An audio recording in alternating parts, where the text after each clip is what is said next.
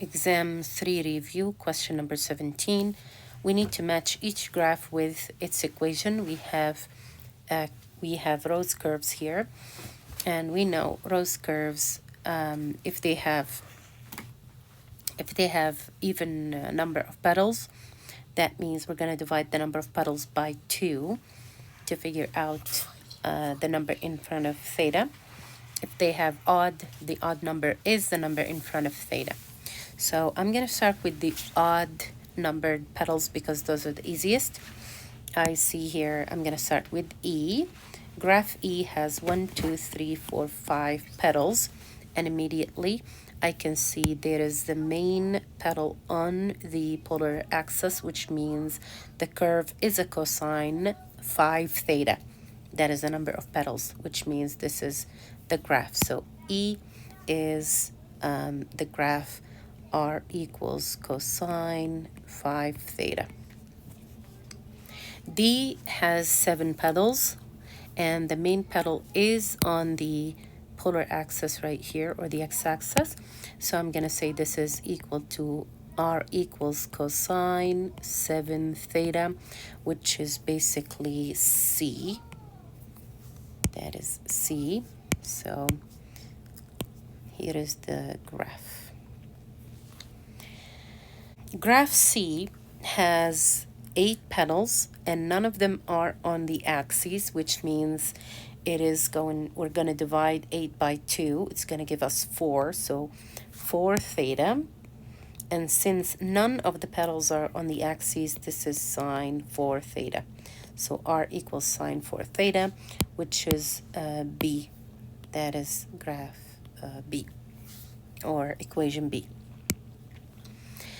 Graph B has 4 petals. All of them are on the axes. We're going to divide that by 2, so we get 2 theta. And since all of the graphs are on the axes, we're going to say this is cosine 2 theta. So R equals cosine 2 theta, which is D. So D is the answer for B. And then the last one, which is graph A, has 8 petals. 8 divided by 2 is 4, so 4 theta. Notice how the petal here, this petal, and this petal, and this petal, and this petal, all of them are on the x-axis. All of them are on the axis, so this is cosine. So we're going to say R equals cosine 4 theta, and in this case, it's going to be the last one. So A is E.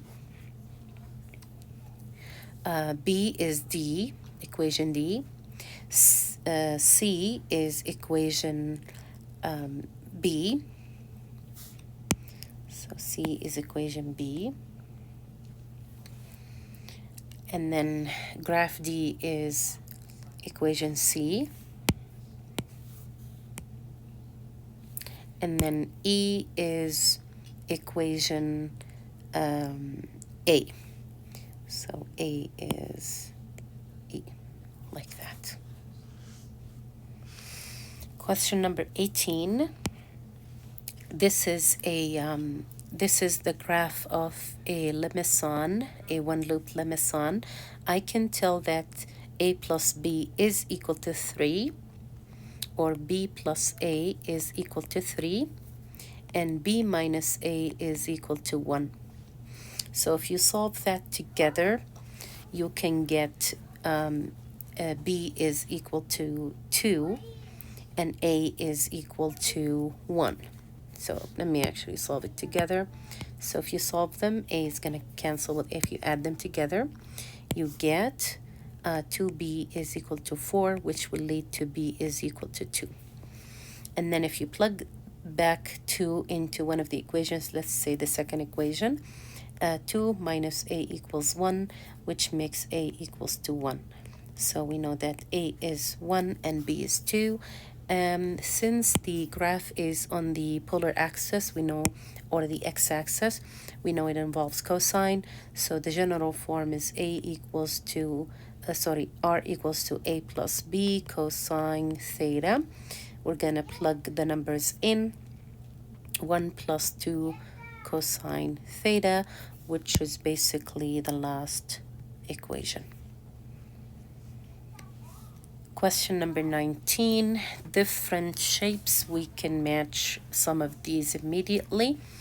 I can see that graph A is a rose curve with 3 petals, and the length of the petal is 3, so I can immediately match it with graph with equation E.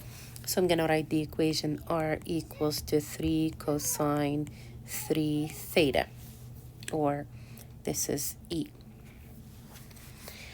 Graph B has 4 petals, and all of them are on the axes, x-axis and y-axis, and the length of the petal is 3. So I can write an equation for that. This is equal to R equals to 3, the length of the petal, cosine, because all of the petals are on the axes, and I have 4 of them, so I'm going to divide that by 2, and it's going to be 2 theta. And that is exactly this equation number C. So that is equal to C. And then graph C, none of the petals are on the x-axis or the y-axis. So this equation and the length of the petal, I cannot determine that on the rectangular coordinate system, but I can tell that this is going to involve sine, and then 4 divided by 2 is 2 theta. So the equation that I see here is the first one.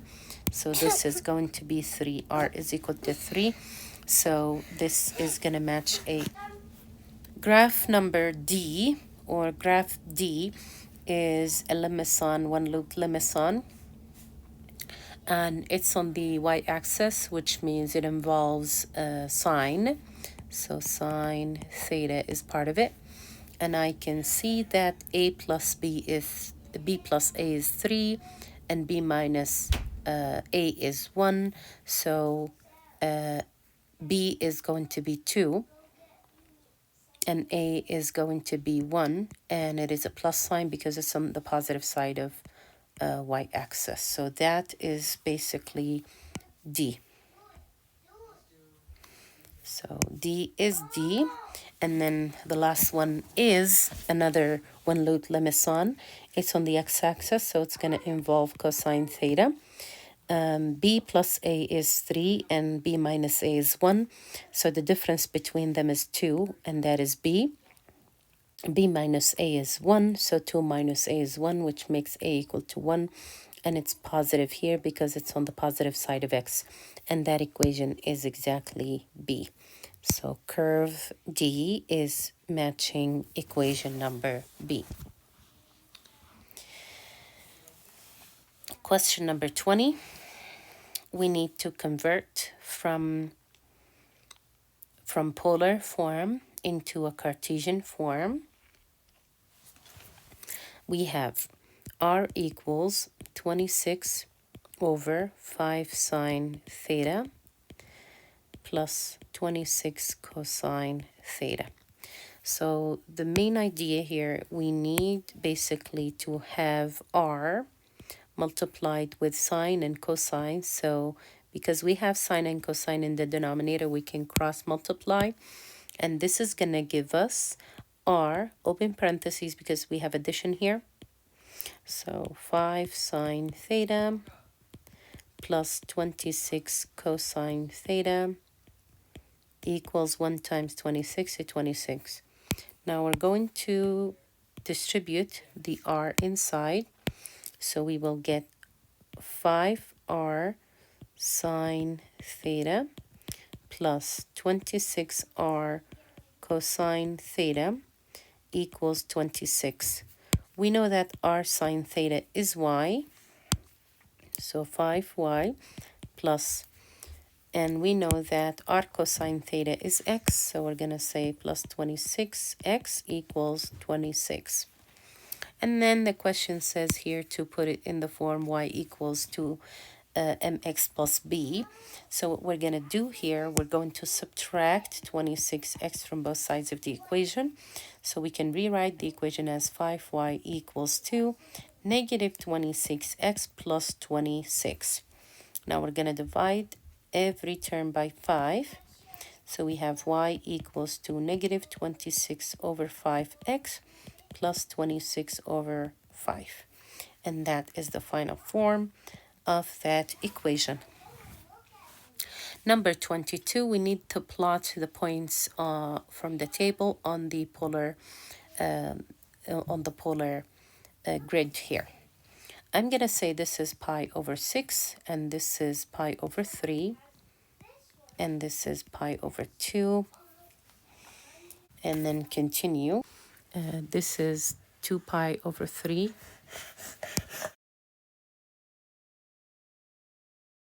and this one is 5 pi over 6. This one is pi, this is 7 pi over 6, and this is 4 pi over 3. This is 3 pi over 2, and this one is 5 pi over 3, and this is 11 pi over 6, and this is 2 pi and 0. So I'm just going to put 0 here. 1 and 0. So the angle is 0. Here I'm going to say A, B, C, D, E, F. So A is 1 at direction 0. So here is the direction 0 and 1, and this is going to be A. B is 2 and pi over 6. So here is pi over 6, and here is 2. So this is B. C is 5 and pi over 3. So here is the direction pi over 3. And here is, this is pi over 3 and 5. So 5 is this circle.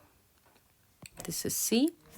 D is 2.5 and 5 pi over 6. So 5 pi over 6 and 2.5. 2.5 is right here.